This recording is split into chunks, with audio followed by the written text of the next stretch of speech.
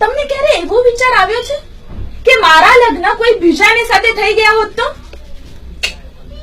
હું સપનામાં પણ કોઈનું બુરું નથી વિચારતો.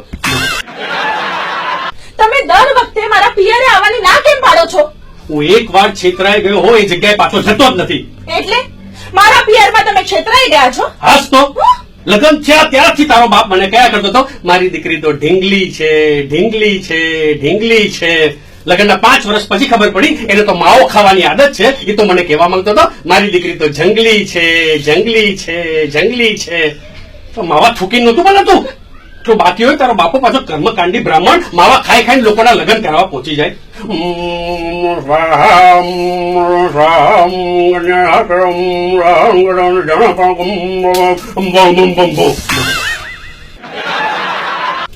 લગ્ન પછી તમે સાવ બદલાઈ ગયા છો.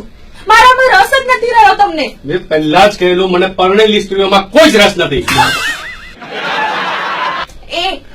પરણેલી સ્ત્રીના શેઠામાં સિંદૂર પૂરવાનો રિવાજ કેમ હોય છે?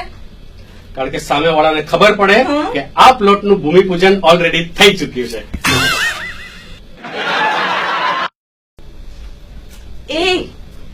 કાલે રાત્રે મને સપનું આવ્યું હતું કે તમે મને યુરોપ ફરવા લઈ જાઓ છો.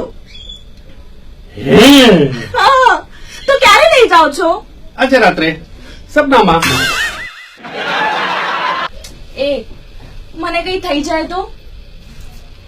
ગાંડો થઈ જાઓ. આઘાતથી? ખુશીથી.